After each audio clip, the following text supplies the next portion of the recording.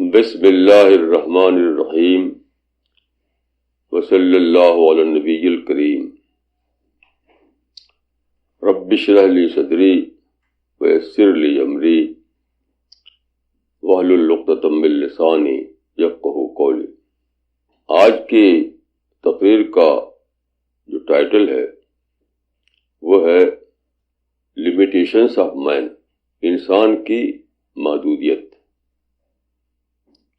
اس موضوع پر بہت ساری کتابیں چھپی ہیں، اس میں سے ایک کتاب جو بہت ہی پاپولر ہوئی تھی وہ ہے مین دی ان نون۔ اس کتاب کے رائٹر تھے ڈاکٹر الیکسس کیرل۔ یہ کتاب چھپی تھی 1935 میں۔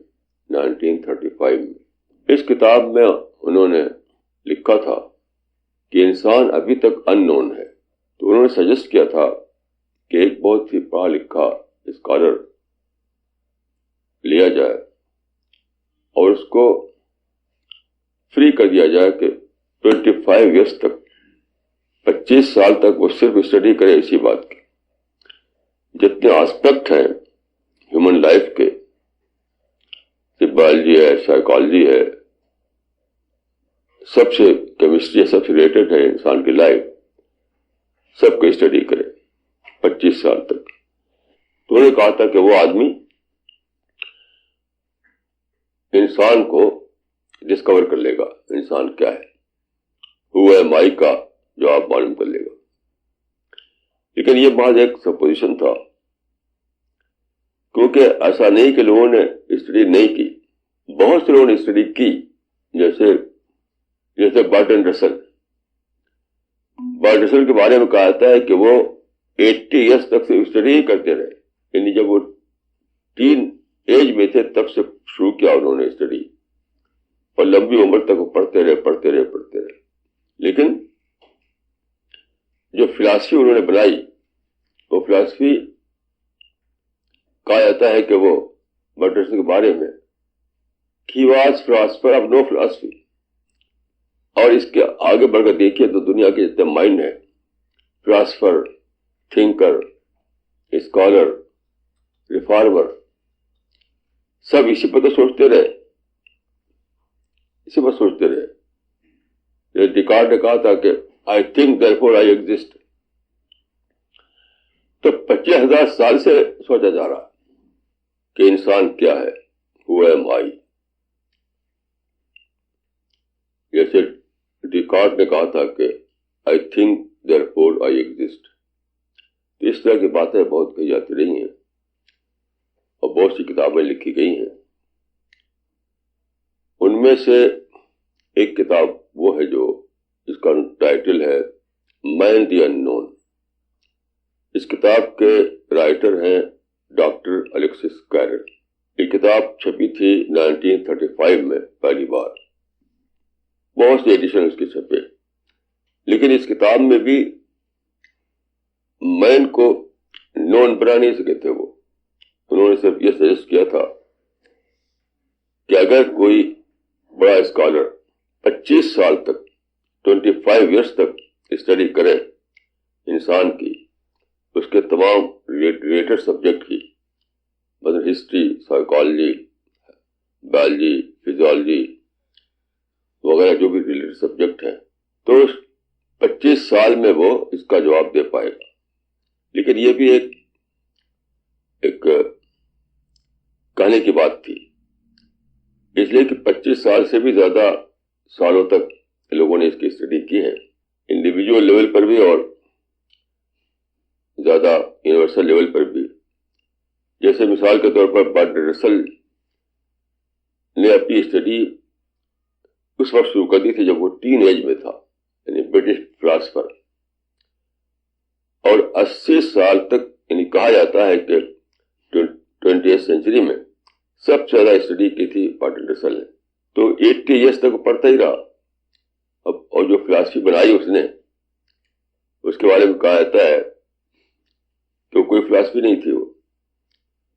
برٹن رسل کو کہا جاتا ہے کہ he was a philosopher of no philosophy.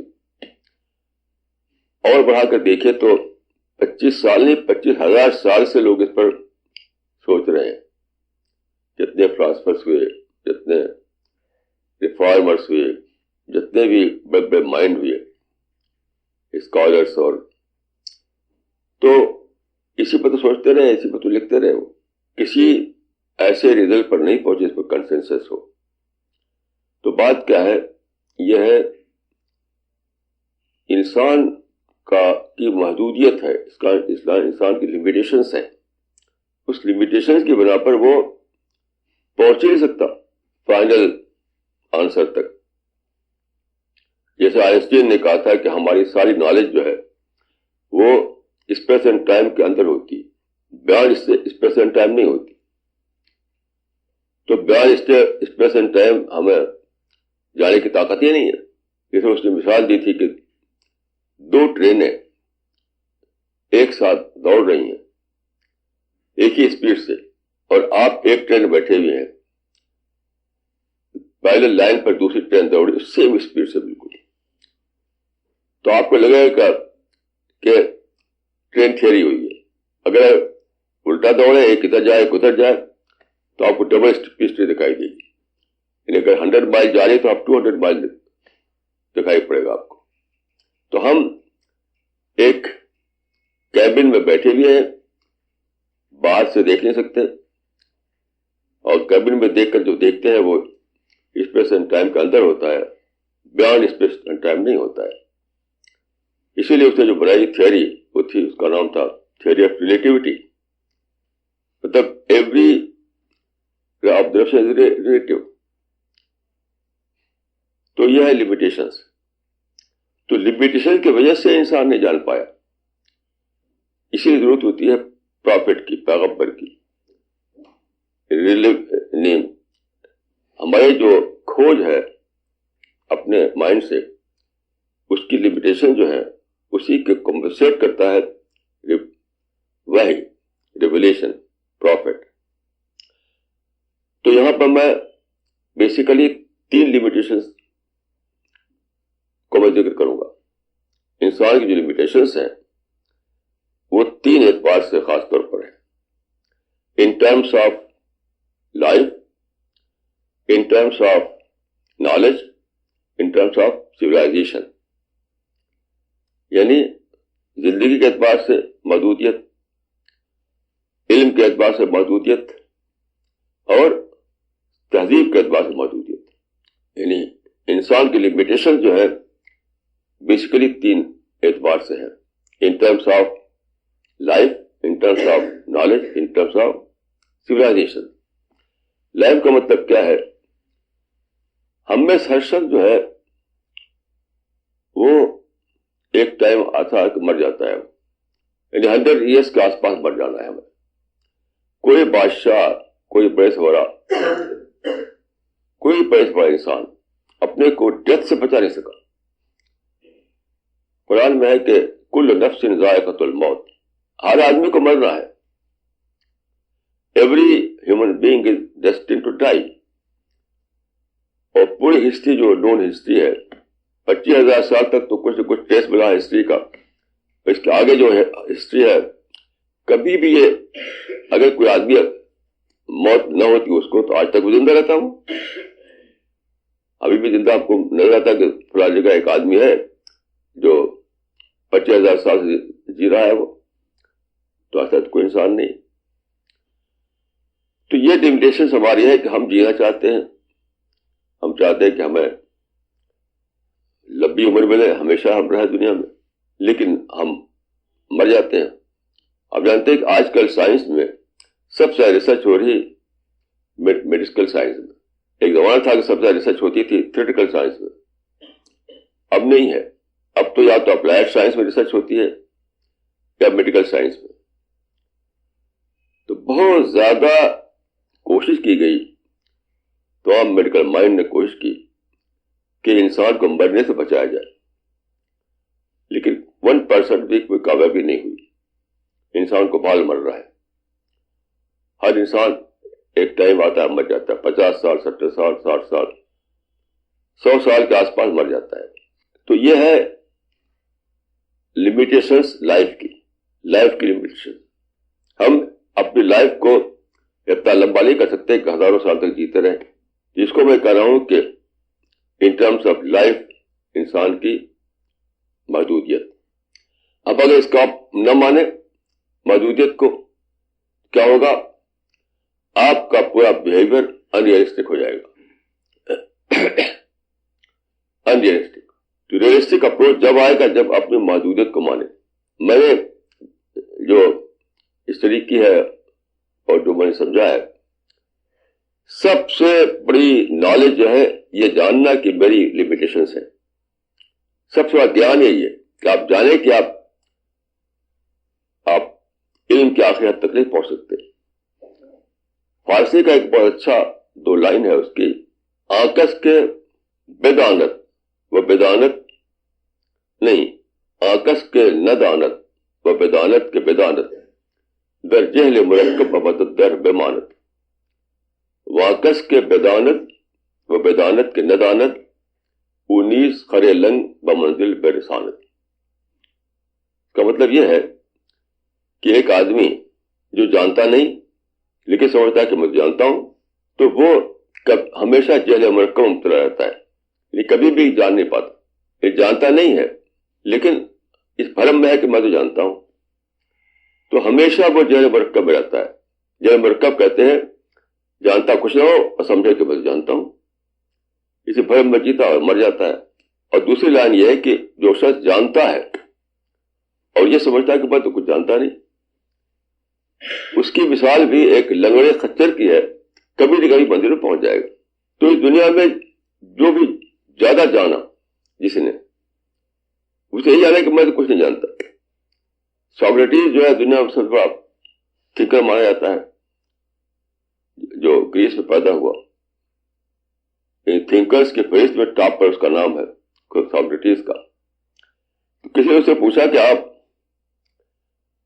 زندگی علم حاصل کرتے رہے تو آپ نے کیا جانا؟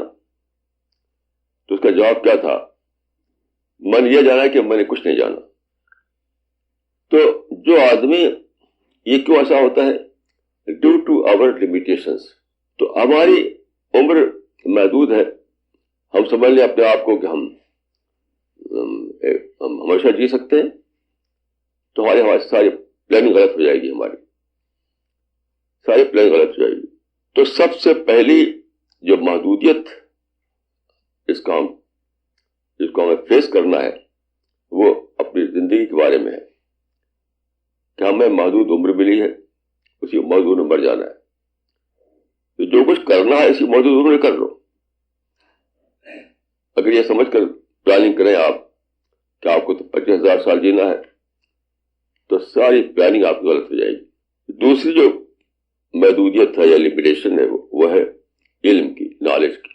دیکھیے یہ جو باقاعدہ جو ڈسپلنڈ جو پیدا ہوا، ڈسپلنڈ وے میں سوچنا، ڈسپلنڈ وے میں جاننا، ڈسپلن نالج جو کہتے ہیں، تو فلاسفی سے شروع ہوا. اور فلاسفی جو ہے آج تک کچھ کہیں پہنچی نہیں. میں سمجھتا ہوں کہ ہسٹری کے جتنے بڑے مائنڈ تھے، بڑے مائنڈ، سوکریٹس اور پلیٹو، ایرسٹاٹل سے لے کر ہزار بہترین مائنڈ جو تھے فلاسفی میں لگے.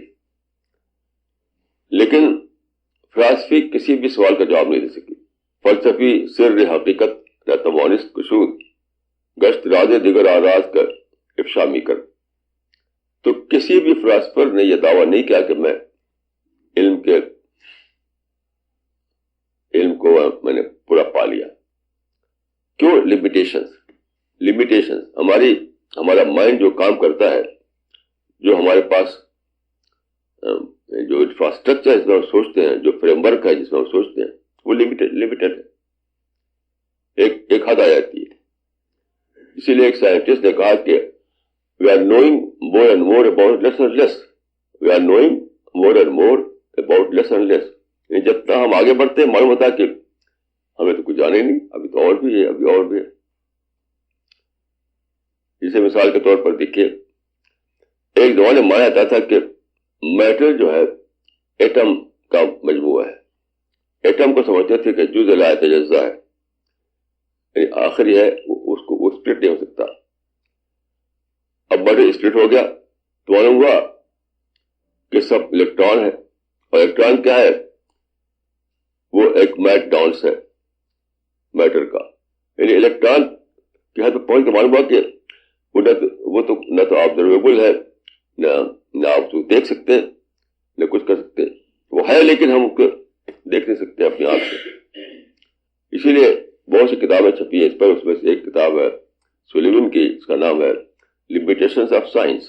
اس میں وہ کہتا ہے کہ science gives us but a partial knowledge of reality. Science gives us but a partial knowledge of reality. Science تو ہم کو صرف جزئی علم دیتی ہے.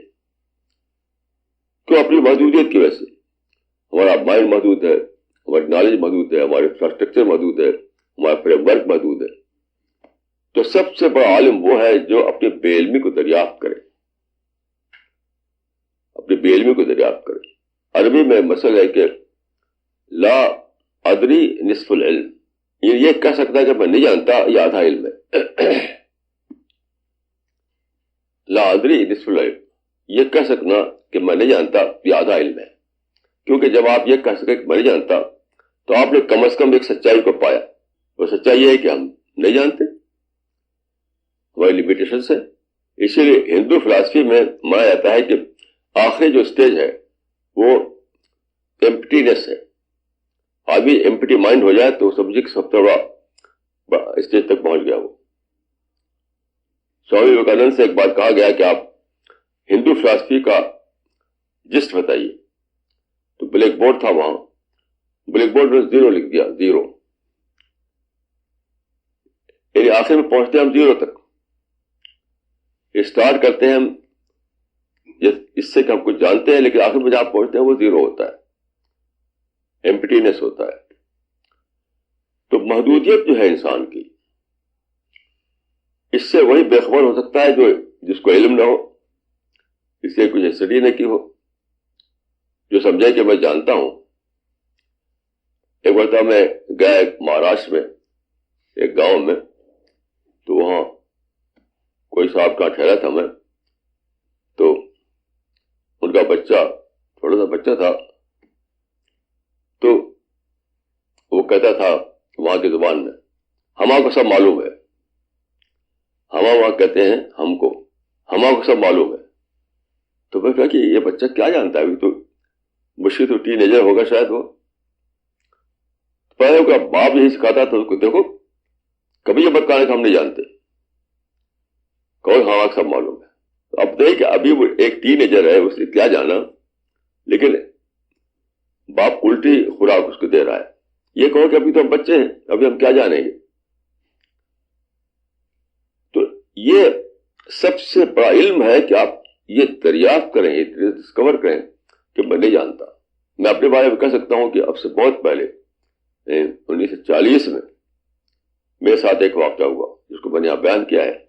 اس وقت میرا یہ مزاج بن گیا کہ I don't know. Starting point میرا ہمیشہ یہ ہوتا ہے کہ I don't know, I don't نو. ابھی کل کی بات ہے, پرسوں کی بات ہے, ایک حدیث کو ہم تحقیق کرنے لگے, چھوٹی سی حدیث, لا تکتبوا عنی غیر القرآن, چھوٹی سی حدیث ہے. اس پر اب پورا دن بیت گیا ہمارا. مولانا ذکوان صاحب نے انٹرنیٹ تلاش کیا, کتابوں میں تلاش کیا, ہم لوگوں نے مل کر پورا دن کا 2 دن بیت گئے اسی ایک چھوٹی سی حدیث میں. تو میرا مزاج بچپن سے یہ بن گیا کہ آئی ڈونٹ نو. تو میرا اسٹارٹنگ پوائنٹ ہمیشہ آئی ڈونٹ نو ہوتا ہے. اسی لیے میں کھوج کرتا ہوں, لرننگ کرتا ہوں, ڈسکشن کرتا ہوں, کتابیں دیکھتا ہوں. یہ نہیں کہ فرض کر لو کہ ہمارا کو سب معلوم ہے, ایسا میں نہیں کرتا. یہ بالکل انسائنٹیفک ایٹیٹیوڈ ہے. ہمارا کو سب معلوم ہے, یہ انسائنٹیفک ایٹیٹیوڈ ہے. تو انسان کی ایک محدودیت یہ ہے کہ وہ ہمیشہ جی نہیں سکتا, اس کو مرنا مقدر ہے اس کے لیے. اس لیے انسان کی پلاننگ جو ہے ڈیتھ بیسڈ ہونی چاہیے. یعنی لوگ بناتے ہیں برتھ ڈے, میں کہتا ہوں ڈیتھ ڈے مناؤ, برتھ ڈے کیا مطلب ہے؟ کیونکہ جس نے پیدا کیا ہے اس نے میری زندگی وہی لکھ دی ہے کہ اب تک مجھے جینا ہے. تو ہر اگلا سال وہ ہوتا ہے، یعنی کاؤنٹ ڈاؤن ہوتا ہے، یعنی پہلے دن شروع ہوتا ہے. میں جب پیدا ہوا، فرض کیا کہ میری عمر خدا نے لکھ دی ہے 50 سال، تو اگلے سال کاؤنٹ ڈاؤن ہو کر کے 49 ہو گئی، پھر 48 ہو گئی، پھر 47 ہو گئی، گھٹ رہی. تو میں موت کی طرف جا رہا ہوں، زندگی کی طرف نہیں. تو ہر آدمی کا کاؤنٹ ڈاؤن ہو رہا ہے. سب سے بڑی بات زندگی کے بارے میں یہ کہ ہم یہ جان لیں کہ ہمارا کاؤنٹ ڈاؤن ہو رہا ہے. ہمارا سفر موت کی طرف سفر ہے، زندگی کی طرف سفر نہیں ہے. زندگی شروع ہوا، اب جا رہا ہے موت کی طرف. جب یہ سوچ ہوگی تبھی ایسا ہوگا کہ ہمارے اندر ریئلسٹک اپروچ آئے، ورنہ ہوا موڑتے رہے. میں نے کئی ایسے لوگ دیکھے ہیں جو بڑی اچھی ہیلتھ تھی ان کی، بہت اچھا مائنڈ تھا ان کا، خوب بولتے تھے، تو اس طرح بولتے جیسے کہ انہیں 1000 سال جینا ہے، ایسا تقریر کرتے تھے. ان میں سے ایک صاحب تھے، ان کا برین ہیمریج ہو گیا. میں اپنی آنکھوں سے دیکھا ان کو، بہت اچھی صحت تھی، برین ہیمریج ہو اچانک مر گئے. ایک اور صاحب تھے، ان کو بھی میں نے دیکھا اپنی آنکھ سے، بالکل سرخ سفید تھے، بالکل بہت تندرست. اس بعد کیا ہوا، وہ جو کہتے ہیں، وہ جو ہوتا ہے کیا کہتے ہیں اس کو، پیٹ میں جو ہوتا ہے، نہیں ٹیومر نہیں، جو آپریشن کر کے نکالا جاتا ہے چھوٹا سا اپینڈیسائٹس، وہ پھٹ گیا ان کا. بہت میری آنکھوں کے سامنے ان کا وہ بالکل سرخ سفید آدمی تھا. ابھی عمر کو 45 ہوگی شاید ان کی. تو اپینڈکس جو تھا، اپینڈکس جب پھٹ جاتا ہے اس کا کوئی علاج نہیں، تو پھٹنے کے بعد فوراً باڈی میں زہر پھیل جاتا ہے. تو ایک صاحب کو میں نے دیکھا کہ وہ موت کا نام بھی نہیں لیتے تھے، اتنا اچھا حالت تھی ان کی، اور برین ہیمریج ہوا مر گئے. دوسرے کو دیکھا کہ میں نے، وہ بھی بالکل تندرست، خوب اچھا باتیں کرتے، بڑی بڑی، ان کا وہ پھٹ گیا، وہ اپینڈکس ان کا مر گئے. تو انسان جو ہے اگر یہ نہ جانے کہ میری لمیٹیشنز ہیں، میں موت کی طرف جا رہا ہوں، زندگی کی طرف نہیں جا رہا ہوں، تو وہ سرکش ہو جائے گا، بڑی بڑی باتیں کرے گا. ایسے اگر آدمی یہ جانا ہے کہ میری نالج کے بارے میری لمیٹیشنز ہے، اس بات کو سب سے سائنٹسٹ جانتا ہے. میرا خیال کوئی بھی سائنٹسٹ جو ہے اوور اسپوکن نہیں ہوتا. جتنے سائنٹسٹ ہیں وہ سب ان کی زبان بہت ہی انڈر ٹون ہو کر بولتے ہیں. کوئی سائنٹسٹ جو ہے وہ اس کو دیکھتا ہے اپنی آنکھوں سے، اپنی لمیٹیشنز کو. تو سائنٹسٹ کبھی بھی آؤٹ اسپوکن نہیں ہوتا. آؤٹ اسپوکن وہی لوگ ہوتے ہیں جو سائنس سے بے خبر ہو، جو سائنس کی سائنٹیفک ٹریننگ جس کی نہ ہوئی ہو. تو دوسرا جو لمیٹیشنز ہے وہ ہے نالج کا، علم کا. کیونکہ جو وہ چاہیے، جو ڈیٹا چاہیے وہ اویلیبل نہیں ہے. محدود ڈیٹا کو لے کر کے ہم سوچتے ہیں، وہ اویلیبل نہیں ہے. تو اس کی تلافی کیا ہے؟ وہی پیغمبر. یعنی اتنا بڑا سائنٹسٹ پیدا ہوا آئنسٹین، ساری زندگی اس نے مطالعہ کیا نیچر کا، کائنات کا.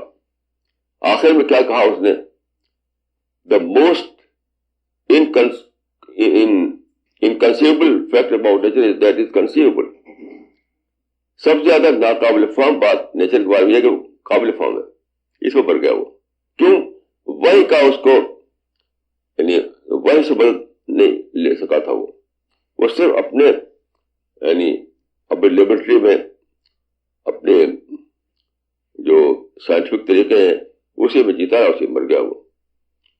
تو کوئی بھی سائنس، کوئی بھی یعنی سیکولر علم آپ کو پوری جانکاری نہیں دے سکتا. اس کی تلافی کون کرتا ہے؟ پیغمبر.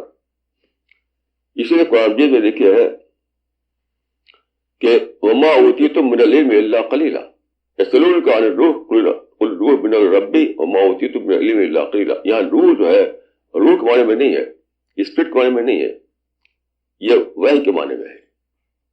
کہ خدا نے وحی کیوں بھیجی؟ کیونکہ تمہارے پاس علم قلیل ہے، لمیٹڈ نالج ہے. تمہاری لمیٹڈ نالج کو کی تلافی کے لیے، اس کو کمپنسیٹ کرنے کے لیے خدا نے پیغمبر بھیجے جو ان پر وحی اتری، اور وحی کے ذریعے سے انہیں پوری نالج دی انسان کو. تو جو آدمی چاہے فلاسفر ہو، چاہے سائنٹسٹ ہو، چاہے کوئی بڑا سے بڑا اسکالر ہو، اگر وحی سے مدد نہیں لیتا وہ، تو کیا ہوگا؟ وہ جیے گا کنفیوژن میں، بیولڈرمنٹ میں. کیونکہ جو بھی علم اس کے پاس ہے وہ سب لمیٹڈ ہے، ان لمیٹڈ علم کسی کے پاس نہیں ہے. تو انسان کو خدا نے لمیٹڈ نالج دے کر کے یہ اس کو سبق دیا کہ تم کو اپنی اس کمی کی تلافی کے لیے پیغمبر کا سہارا لینا چاہیے، ورنہ تم کنفیوژن میں جیو گے، کنفیوژن میں پڑو گے. کیونکہ وہ ڈیٹا تمہارے پاس ہے ہی نہیں، وہ فریم ورک تمہارے پاس ہے ہی نہیں جس سے تم کلی علم تک پہنچ سکو. تو میں آج کیا کہ ایک لمیٹیشن ہماری یہ ہے کہ ہماری لائف جو ہے محدود ہے، لائف اسپین بہت محدود ہے. 100 سال کے اندر اندر ہم مر جاتے ہیں. اس کو ہمیں ماننا پڑے گا. نہیں مانیں گے تو کیا ہوگا؟ سرکشی آئے گی. اور دوسرا میں نے عرض کیا کہ علم کے اعتبار سے لمیٹیشن، تو یہاں جب تک آپ اپنی محدودیت کو نہ مانیں تو کیا ہوگا؟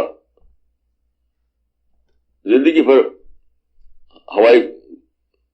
ہوائی گھوڑا دوڑائیں گے اور کسی کنفیوژن میں جیئیں گے اور اسی مر جائیں گے. تو زندگی کی محدودیت اور نالج کی محدودیت، دو بات میں نے عرض کی. اب تیسری جو ہے میں نے عرض کیا تھا سویلائزیشن کی محدودیت، limitations in terms of life, in terms of knowledge, in terms of civilization. Civilization کی محدودیت جو ہے آج کل آپ دیکھ رہے ہیں. ابھی یہ جو گلوبل وارمنگ ہے وہ کیا ہے؟ انسان نے چاہا کہ اپنی سویلائزیشن کو آخری حد تک ترقی دیتا چلا جائے، لیکن معلوم ہوا کہ زمین انکار کر رہی ہے، زمین ریفیوز کر رہی ہے آپ کو مزید آگے بڑھنے کے لیے. ابھی کوپن ہیگن میں دیکھیے ایک ہفتے کی میٹنگ ہوئی، وہاں پر ساری دنیا کے لوگ اکٹھا ہوئے. یونائیٹڈ نیشنز میں 192 ممبرس ہیں، 192 سارے ممبر کنٹریز وہاں پر ممکن نمائندے آئے، بڑے ہیڈ آئے گورنمنٹ ہو گئے. یعنی 150 پرائیویٹ پلین آئے، جو پرائم منسٹر ہوتے ہیں، جو پریزیڈنٹ ہوتے ہیں، یہ پرائیویٹ پلین پہ چلتے ہیں. تو جب میں نے دیکھا تو میں سوچا کہ یہ کس قدر انسینسیئر لوگ ہیں. یعنی پولوشن کے مسئلے پر آئے ہیں وہاں پر کرنے کے لیے، اور خود پولوشن بڑھا رہے ہیں. میں جب سمجھتا ہے ان لوگوں کو سینسیئر کہ یہ لوگ کہتے ہیں کہ بھائی ہم کمرشل فلائٹ سے جائیں گے، پرائیویٹ پلین جائیں گے تو ہم صرف پولوشن بڑھائیں گے. نتیجہ ہے کہ آج آیا پیپر میں، آپ دیکھیں ٹی وی میں آ چکا ہے کہ بغیر کسی نتیجے کے ختم ہو گئی کوپن ہیگن کی میٹنگ. کہیں نہیں پہنچ سکے وہ لوگ. جب سینسیئر نہ ہو آپ تو کیا پہنچیں گے آپ؟ یعنی پہلا ٹیسٹ یہ تھا کہ آپ جا رہے ہیں اس مسئلے پر سوچنے کے لیے کہ دنیا پولوشن کیسے گھٹایا جائے، اور جا رہے ہیں پرائیویٹ پلین سے. اور جانتے ہیں پلین بہت زیادہ دھواں نکالتا ہے، بہت زیادہ کاربن نکالتا ہے. تو اگر یہ لوگ فیصلہ کرتے ہیں کہ بھائی دیکھو ہم جا رہے ہیں پولوشن گھٹانے کے لیے، کم سے کم اس سفر میں تو کم سے کم کمرشل فلائٹ سے جائیں گے. اتنا بھی سینسیئر نہیں دکھایا ان لوگوں نے. کیا وہ نشستن گفتن تو برخاستن.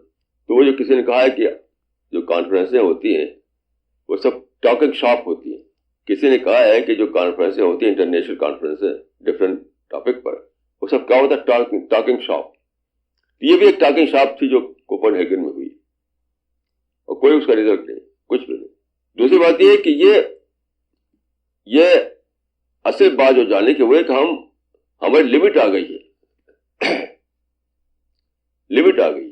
ابھی جو آپ میڈیا میں جو خبریں آ رہی ہیں، اب آپ نے دیکھا ہوگا اس کی جو کیپشن ہوتا ہے, اتنا خطرناک کیپشن ہوتا ہے. یعنی ابھی یہ تھا کہ آیا تھا کہ وہ 2 degrees to doomsday, 2 degree اگر حرارت بڑھ جائے سورج کی, 2 ڈگری ٹیمپریچر بڑھ جائے سورج کا, تو اس بار ڈوم ڈے شروع ہو گیا. ایسے آیا تھا کل پرسوں, کاؤنٹ ڈاؤن بگن, کاؤنٹ ڈاؤن شروع ہو گیا اس زندگی کا. اب ڈوم ڈے کی طرف جا رہی ہماری تہذیب. تو کیوں انسان نے, ابھی ریسرچ آئی تھی کہ انسان نے چاہا کہ وہ اپنی تہذیب کو بڑھائے. آپ کو یاد ہوگا کہ 1970 میں ایک کتاب چھپی تھی, اس کا نام تھا وہ فیوچر شاک, الوین ٹافلر کی کتاب. اس میں اس نے پریڈکٹ کیا تھا کہ دنیا اب پہنچی ہے انڈسٹریل ایج میں, اب آگے بڑھ کر سپر انڈسٹریل ایج میں پہنچنے والی ہے.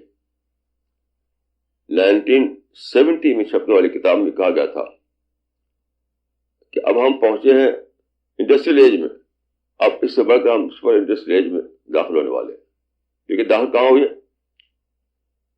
ایج آف پولوشن میں داخل ہوئی, ایج آف گلوبل وارمنگ میں داخل ہوئی.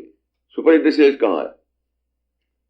تو معلوم ہوا کہ جس اسپیڈ سے ہم نے دنیا میں جو ریسورسز ہیں اسی سے تو ہم سویلائزیشن بنا سکتے ہیں.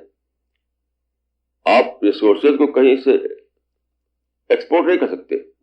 کسی چاند سے, کسی مریخ سے آپ ریسورسز کو ایکسپورٹ نہیں کر سکتے. جو زمین پر ہے اسی سے آپ کو کام چلانا ہے. تو اتنا اندھاتھن سویلائزیشن کو ترقی دینے کے لیے اتنا اندھاتھن یعنی ایکسپلائٹ کیا ہے زمین کو کہ اس کی حد آ گئی. یہ گلوبل وارمنگ کیا ہے, زمین نے ریفیوز کر دیا ہے کہ ہم اس سے زیادہ کی گنجائش نہیں ہے. ابھی ایک رپورٹ آئی تھی کہ اگر ہم جس رفتار سے ہم زمین کو ایکسپلائٹ کر رہے ہیں اس رفتار سے بھی ہمیں ایک اور زمین چاہیے, ایک اور زمین, ایسی 2 زمینیں ہوں تب ہم مینٹین کر پائیں گے. یعنی پریزنٹ جو اسٹینڈرڈ ہے, لائف اسٹائل ہے, اس کو مینٹین کرنے کے لیے ہمیں ایک اور زمین چاہیے. یہ تو نہیں, اسے نہیں ہم مینٹین کر سکتے. اس میں بتایا گیا تھا کہ اگر ہم امریکن لائف اسٹائل جو ہے, امریکن لائف اسٹائل کو اگر ہم ساری دنیا میں ایک آدمی تک پہنچانا چاہیں کہ ہر آدمی امریکن لائف اسٹائل پر جینے لگے, تو ہمیں 5 ایسے پلانٹ چاہیے, 5 پلانٹ چاہیے ہم کو. تو کیا لمیٹیشن آ گئی ہے؟ اب وہاں پر دیکھیے کوپن ہیگن میں نے پڑھا کنٹریز کیا کہہ رہے ہیں وہاں پر, کیوں کوئی بات طے نہیں ہو سکی. ہر کنٹری یہ کہہ رہا ہے کہ ابھی تو ہمارا ڈیولپمنٹ ابھی اور ہمیں کرنا ہے, جتنا ہوا اسے اور زیادہ کرنا ہے. تو ہم کیسے وہ کاربن ایمیشن کو ہم حد لگائیں؟ پھر اور کرنا کہاں کرو گے؟ اس زمین پہ تو ممکن نہیں ہے. آپ جو ڈیولپمنٹ کرنا چاہتے ہیں تو زمین تو ریفیوز کر رہی ہے کہ یہاں پاسبل نہیں ہے. گلوبل وارمنگ جو ہے اتنا بڑھ چکا ہے کہ گلیشیئر پگھل رہے ہیں, سمندروں کا لیول بڑھ رہا ہے, فریجائل اینیمل ختم ہو رہے ہیں, نئی ڈیزیز پیدا ہو رہی ہیں, کتنے لینڈ جو ہے وہ ہو گئے ہیں, بنجر ہو گئے, دریائیں سوکھ رہی ہیں. تو آلریڈی زمین ریفیوز کر رہی ہے اور آپ کہہ رہے ہیں کہ ہمیں تو ابھی اور اپنا گروتھ بڑھانا ہے. کیسے بڑھائیں گے آپ بتائیے؟ ریسورسز کو ایکسپورٹ کریں گے کسی اور پلانٹ سے؟ زمین تو انکار کر چکی ہے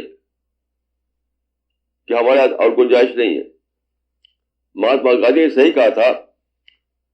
مہاتما گاندھی کیونکہ خود سمپل طریقے سے رہتے تھے, وہ سمپلسٹی کی امپورٹنس کو جانتے تھے, تو بہت صحیح کہا تھا انہوں نے کہ وہ earth provides enough power need but not power greed. تو خدا نے جو دنیا بنائی تھی وہ تو تھی سمپل لیونگ کے لیے. آپ نے چاہا کہ وہاں پہ سارے کمفرٹ, سارے لگژری حاصل کریں, تو وہ تو بنائے اللہ نے بنائی نہیں اس کے لیے.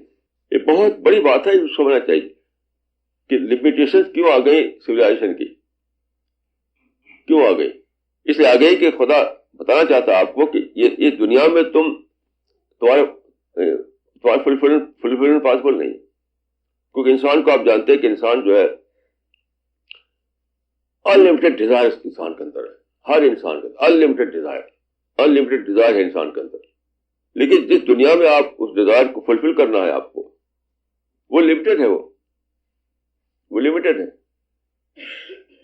گلوبل وارمنگ اسی کو بتا رہا ہے کہ آپ اپنی ڈیزائرز کو فلفل کرنا چاہتے تھے کہیں دنیا میں جو لمیٹڈ تھی.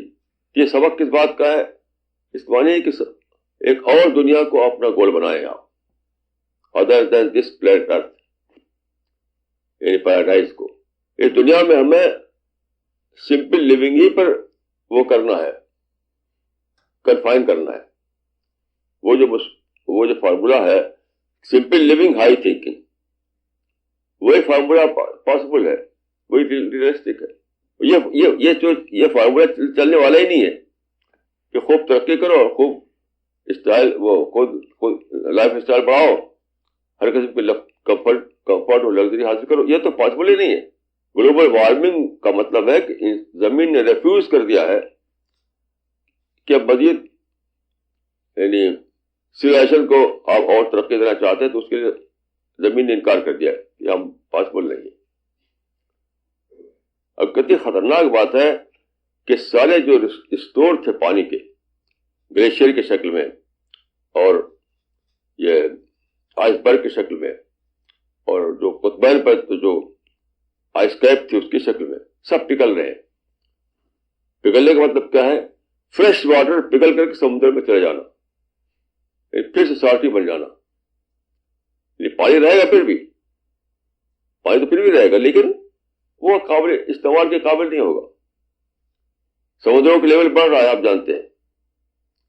جتنے کوسٹل ایریاز ہیں سب ڈوبنے والے ہیں کیونکہ برابر لیول بڑھ رہا ہے. تو زمین نے ریفیوز کر دیا ہے اس بات کو کہ آپ نے جو لائف اسٹائل چاہتے ہیں جس پر رہنا وہ پاسبل نہیں ہے. لوٹیے آپ. جو کوپن ہیگن میں اصل میں انہیں یو ٹرن کا فیصلہ لینا تھا, لیکن یو ٹرن کوئی تیار نہیں تھا, نہ ڈیولپڈ کنٹریز نہ انڈر ڈیولپڈ کنٹریز, اس لیے وہ فیل ہو گئی. کوپن ہیگن میں یو ٹرن لینا تھا انہیں, لیکن کون یعنی کوئی ایک بھی کنٹری تیار نہیں ہوا یو ٹرن لینے کے لیے. وہ اور چاہتے ہیں. تو اور کے معنی کیا, اور کے معنی تباہی ہے. تو اصل میں جو گلوبل وارمنگ جو ہے گلوبل وارننگ ہے, وارننگ این سے اس بات کی کہ تم دنیا میں جس لائف اسٹائل کے ساتھ جینا چاہتے ہو, جو کمفرٹ چاہتے ہو, جو لگژری چاہتے ہو, وہ تو ملے گی تم کو پیراڈائز میں, آخرت میں. اس دنیا میں ملنے والے نہیں ہے. اس دنیا کا فارمولا تھا وہی سمپل لیونگ ہائی تھنکنگ. رسول نے فرمایا ایک بار مدینہ میں لوگوں کو کچھ مشکلیں پیش آ رہی تھیں تو لوگ پریشان ہو رہے تھے, تو آپ نے فرمایا کہ اللہم لا عیش الا عیش الاخرہ. یہاں عیش کا مطلب ہے گڈ لائف. گڈ لائف صرف آخرت میں ملے گی. اچھی زندگی جس میں کمفرٹ ہو, لگژری ہو, ہماری ڈیزائر پوری ہو رہی ہو, ہم کو خوشیاں مل رہی ہوں, وہ آخرت میں ملے گی, دنیا میں نہیں مل سکتی ہے. تو ہمارے دنیا میں ایک ہی چوائس ہے, سمپل لیونگ ہائی تھنک کا آپشن لیں بس. اس سے آگے لیں گے تو آپ انجام دیکھ لیجئے. گلوبل وارمنگ ایک دم یعنی اتنا بڑا خطرہ ہے کہ سارے سائنٹیفک کمیونٹی پریشان ہے. سائنٹیفک کمیونٹی جو ڈائریکٹ آبزرو کرتی ہے اس کو ساری دنیا میں پریشان ہے کہ کیا ہوگا. اس پلانٹ ارتھ کے سوا کہیں آپ جا نہیں سکتے. کوئی دوسرا پلانٹ اب تک دریافت نہیں ہوا. ایسی کبھی کوئی خبریں آتی ہیں کہ فلاں پلانٹ پر پانی ہے, فلاں پلانٹ پر سبزہ ہے. یہ سب بالکل فضول باتیں ہوتی ہیں, سب فوٹوگرافی کا تماشا ہوتا ہے. حقیقت زمین کے سوا نہ کہیں پانی ہے, نہ کہیں سبزہ ہے, نہ کہیں لائف ہے, کچھ نہیں ہے. تو اسی زمین پر ہمیں جینا ہے. تو اس کے سوا کوئی آپشن نہیں ہمارے لیے ہے کہ ہم سمپل لیونگ ہائی تھنکنگ کا فارمولا اپنائیں. ہائی تھنکنگ کا مطلب میرے نزدیک کیا ہے؟ اسپرچل ڈیولپمنٹ, پرسنالٹی ڈیولپمنٹ, یعنی پیدائش کے لیے اپنے آپ کو تیار کرنا. ہائی تھنکنگ کا مطلب یہ ہے میرے. تو سمپل لیونگ ہائی تھنکنگ ایک دوسرے سے جڑے ہوئے ہیں. Without simple living, there is no high thinking. Without high thinking, there is no simple living. Where there is simple living, there is high thinking. And where there is high thinking, there is simple living. تو ایک مومن کے لیے, ایک believer کے لیے, ایک آدمی جو آخرت کو مانتا ہو, اس کے لیے کیا کرنا ہے؟ اس کو یہ کرنا ہے کہ وہ سادہ زندگی اختیار کرے اور سارے اپنا جو اس کے پاس جو کچھ ہے اس کو لگائے آخرت کی تیاری میں, پیراڈائز کی تیاری میں. تو ہمارا جو مشن ہے, مشن سچ پوچھے لوگوں کو یہ بتانے کے لیے ہے, اسی بات کو ہمیں لوگوں کو بتانا ہے. یہاں پر میں ایک بات عرض کرنا چاہتا ہوں کہ ہماری ٹیم جو ہے ایک سنت رسول اللہ صلی اللہ علیہ وسلم کے, وہ اس کو پورا پکڑا نہیں ہے, ادھورا پکڑا ہے, اس کو پکڑنا چاہیے پورا. وہ کیا سنت ہے؟ جو گیدرنگ ہوتی تھی مکہ مدینہ میں, گیدرنگ اپنے آپ, اس گیدرنگ میں جاتے تھے اور وہاں پر قرآن سناتے تھے یا میسج دیتے تھے. تو ہم دلی میں کہیں بھی اگر ہیں, ہر شہر میں گیدرنگ ہوتی ہے اپنے اپنے حساب سے. اس گیدرنگ میں پہنچنا ہے, وہاں انٹریکٹ کرنا ہے, ڈسکشن کرنا ہے, لٹریچر بانٹنا ہے اور کتابیں وہاں پر لوگوں کو ڈسٹریبیوٹ کرنا ہے. تو یہ ہمیں کرنا ہے. تو رسول اللہ صاحب کیا کرتے تھے؟ مکہ میں جو گیدرنگ ہوتی تھی وہ صرف زیادہ تر حرم کو لے کر ہوتی تھی, یعنی کعبہ کے آس پاس لوگ اکٹھا ہوتے تھے. تو وہاں پر آپ جا کر باقاعدہ دعوت ورک کرتے تھے. مدینے میں ایک چیز سے کہتے تھے سوق یا اسواق, وہاں پر سوق لگا کرتی تھی. سوق کے معنی ہوتے ہیں بازار. جیسے اب آپ لوگ یہ نہیں دیکھتے ہوں گے, ہم بچپن میں دیکھتے تھے کہ ہفتے کا سوق لگتی تھی, جو ہاٹ کا کہتے ہیں, ہاٹ ہندی میں ہاٹ کہتے تھے اس کو, اردو بازار, عربی میں سوق. تو ہفتے میں ایک دن لوگ آتے تھے, ہر قسم کی چیزیں وہاں پر بکتی تھی, لوگ جا کر خریدتے تھے. تو مدینے میں ایسے سوق لگا کرتی تھی, مکہ میں بھی ہوتی تھی یہ سوق. تو ان اسواق میں, ان بازاروں میں رسول اللہ جاتے تھے, انٹریکٹ کرتے تھے, ڈسکشن کرتے تھے, قرآن پہنچاتے تھے, ان کو میسج دیتے تھے. تو ہم جس شہر میں بھی ہوں, ہر شہر میں ایسی گیدرنگ ہوتی ہے, کبھی ریلیجن کے نام پر, کبھی کسی سیکولر سبجیکٹ کے نام پر, جس کو آپ کہتے ہیں سیمینار, کانفرنس وغیرہ, ہر جگہ ہوتی تھی. دلی میں ہوتی ہے برابر, لیکن ہم لوگ ابھی اس کو بہت کم اویل کر پا رہے ہیں. There is a great opportunity for the hour. ایک تو ایک آپ خود جلسہ کریں, لیکن آپ کو خود جلسہ کرنے سے کی ضرورت ہی نہیں ہے. دوسرے لوگ جلسے کر رہے ہیں, دوسرے لوگ کانفرنس کر رہے ہیں, دوسرے لوگ گیدرنگ کر رہے ہیں, وہاں آپ جائیں. باقاعدہ اس کی پلاننگ ہونی چاہیے. دلی میں تو میں جانتا ہوں کہ اخبار میں چھپتا ہے باقاعدہ کچھ ٹوڈیز انگیجمنٹ وغیرہ کے نام سے. آج دلی میں کیا ہے, کون سی کانفرنس ہے, کون سیمینار ہے, کہاں لوگ اکٹھا ہو گئے, برابر ڈیلی آتا رہتا ہے.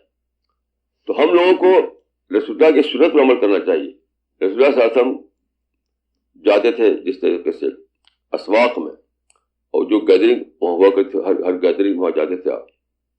ہمیں بھی جو ہر شہر میں جہاں ہمارے ساتھی ہیں, ہر شہر میں پتہ کرنا چاہیے کہ کب کون سی گیدرنگ ہونے والی ہے, وہاں پہنچیں, وہاں اسٹال لگائیں, انٹریکشن کریں, لوگوں سے باتیں کریں.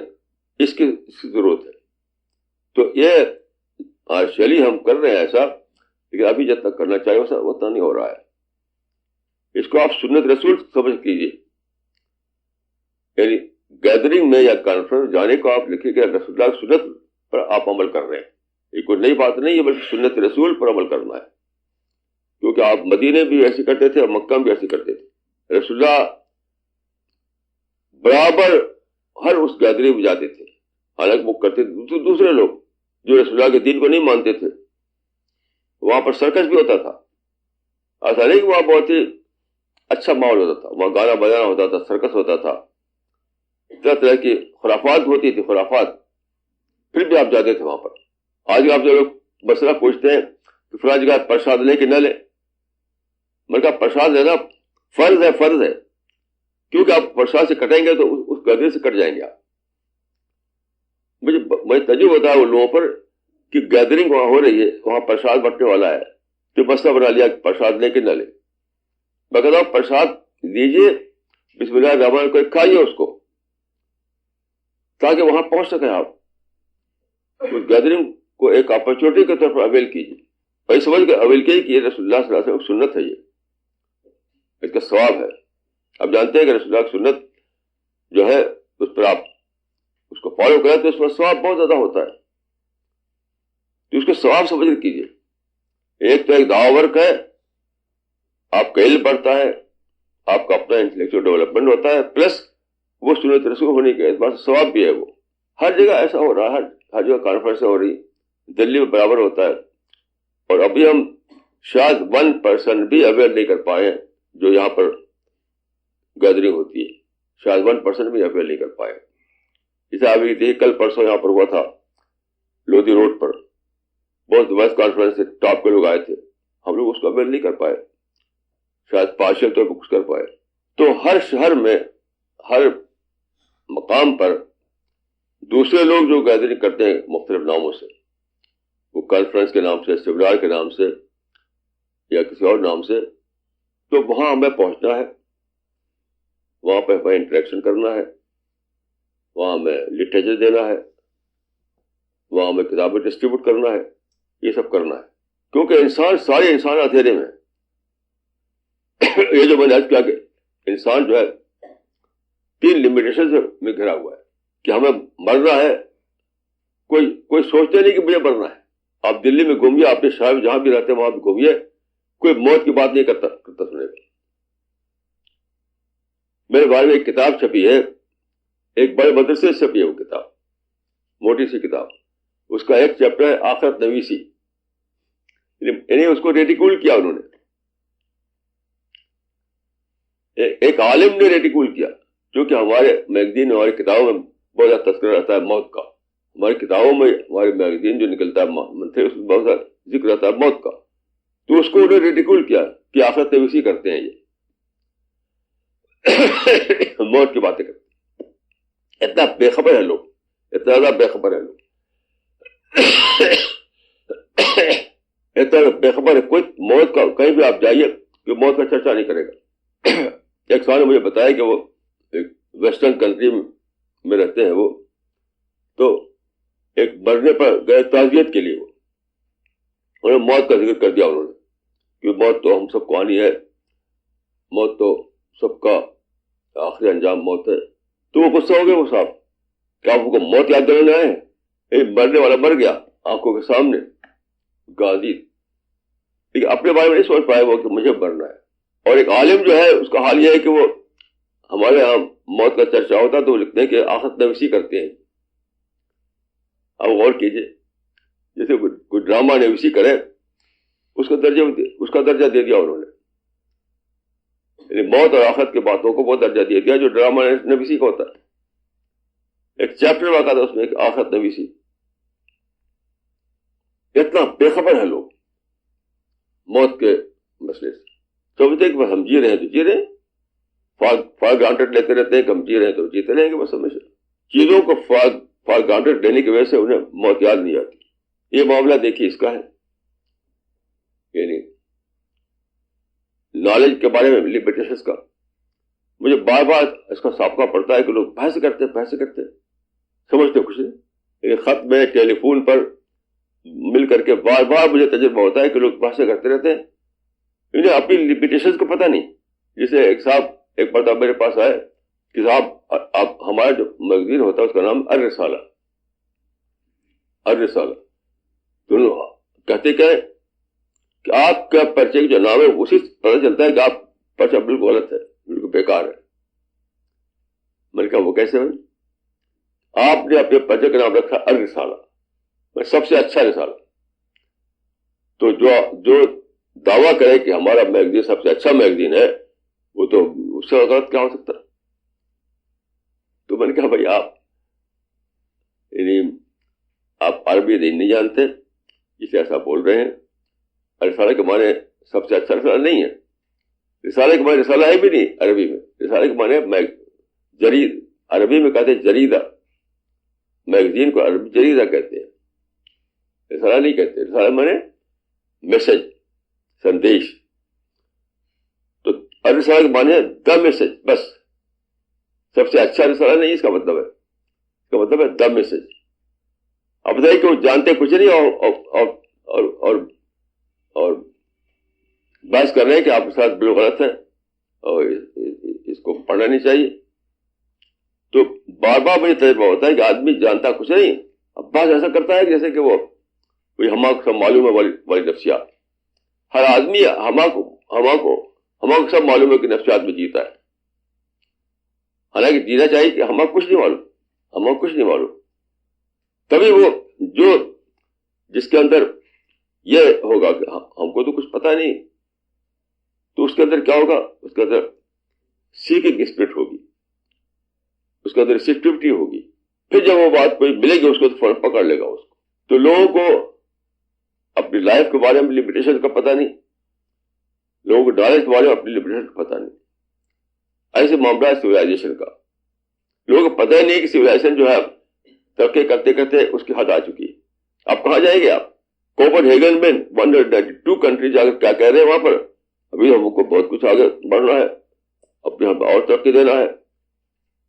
बताइए, वो तो तरक्की हद आ चुकी है, आप कहाँ तरक्की करेंगे? आप कितना तज्जुब की बात है कि कोपेनहेगन में एक हफ्ता बाद मासे के बाद जो ये सामने आया वो यह है, हर मुल्क ये कहता है कि मुझे और तरक्की चाहिए, मैं कैसे कार्बन एमिशन को खत्म करूं, कम करूं, कैसे घटाऊं, मुझे और तरक्की करना है, मुझे अपने लाइफ स्टाइल और बढ़ाना है. फिर बढ़ाने का मौका ही खत्म हो गया. तो सबसे बड़ा मसला यह है किसी को अपनी लिमिटेशंस को पता नहीं. न कोई ये जानता कि मुझे बढ़ रहा है, न कोई जानता कि मेरा इल्म है महदूद है, न कोई जानता कि मैं कंफर्ट लग्जरी बेहिसाब हद तक नहीं बरत सकता, मेरी हद आ जाएगी और फिर आगे कुछ नहीं है मेरे लिए. तो यही मैं आपसे कहूंगा कि आप हमें हर एक शख्स इसको सोचे, हम अपनी हद को जानें और दुनिया को बताएं. हम अपनी लिमिटेशन को जानें और दुनिया को बताएं. जितना ज्यादा इसको जानेंगे उतने ज्यादा हम इल्म बढ़ेगा, उतने ज्यादा हम सच्चाई को डिस्कवर कर सकेंगे और उतने ज्यादा हम सीकर बनेंगे, खुदा के सीकर, जन्नत के सीकर. तो यही हकीकत हमें खुद जानना है, इसी हकीकत से हमें दुनिया को बाखबर करना है. मैं दुआ करता हूँ हम सब में ये स्पिरिट पैदा हो. अक़ूलु क़ौली हाज़ा व अस्तग़फ़िरुल्लाह ली व लकुम अजमईन. This question is from Miss Nagma Siddiqui from Delhi. Maulana, by nature, why is man not ready to realize his limitation? By nature, why is man not ready to realize his limitation? मैं nature नहीं कहूँगा, habit बन गई है ये कहूँगा मैं, आदत के तौर पर ऐसा हो गया है. नेचर तो आप फितरत को कहते हैं. फितरत अल्लाह लती फतर अन्नास अलैहा. अल्लाह ताला ने नेचर सबका ठीक ठीक बनाया है. नेचर में कोई डिफेक्ट नहीं है, आदत बन जाती है. जैसे कि मैंने कहा कि लोग फॉर ग्रांटेड लेते रहते हैं. जैसे कि मैं सांस ले रहा हूं तो फॉर ग्रांटेड ले लिया कि बस सांस लेता रहूंगा मैं. हालांकि अगर ऑक्सीजन न सप्लाई हो अल्लाह ताला की तरफ से तो हम सांस नहीं ले सकते. बेसिक बात जो है वो ये कि लोग जो है चीज़ों को फॉर ग्रांटेड देते हैं और सोचते नहीं. तो ऐसा नहीं कि नेचर में कुछ ऐसा गलत बात है, लोग सोचते नहीं. बेसिक कमी जो है मैं समझता हूँ वो न सोचने की. तो अल्लाह ताला ने यानी मोर देन 99% अपने आप ही चीज सप्लाई हो रही है हमको. लेस देन 1% हम सोच कर लेते हैं. जैसे बाजार में गए आपने सोचा कि भाई मुझे गिलास चाहिए, एक गिलास खरीदा आपने, तो ये आपने सोच कर जाना कि गिलास को मुझे खरीदना है. लेकिन इस गिलास को बनने में जो तो फैक्टर्स हैं, हजारों फैक्टर, उसको सोचा नहीं आपने, क्योंकि उसको फॉर ग्रांटेड ले लिया कि गिलास होता ही है. तो मैं समझता हूँ कि जो कमी है इंसान के अंदर वो न सोचने की कमी है. सूरह आल इमरान का जो आखिरी रुकू है उसको आप पढ़िए. सूरह आल इमरान का आखिरी रुकू, उसमें सोच ही से सब कुछ आता है. सोच से ईमान आता है, سوچ سے آخرت کا ڈر آتا ہے, سوچ سے آپ پیغمبر کو پہچان پاتے ہیں, سوچ سے آپ اپنی لمیٹیشن کو جانتے ہیں. ساری باتیں اس ایک رکوع میں بتا دی گئی ہیں. تو کمی یہ ہے کہ لوگ سوچتے نہیں, یعنی تدبر, تفکر, یہ جو چیز ہے کرتے نہیں. جو کہ خدا کی طرف سے چیزیں اپنے آپ دی جاتی رہی ہیں. سورج اپنے آپ لائٹ بھیج رہا ہے, ہیٹ بھیج رہا ہے, ہوا اپنے آپ کو سپلائی کر رہی ہے, آکسیجن. زمین میں بہت ہی تناسب کے ساتھ گریوٹی ہے, وہ اپنے آپ قائم ہے. سب کچھ اپنے آپ ہو رہا ہے.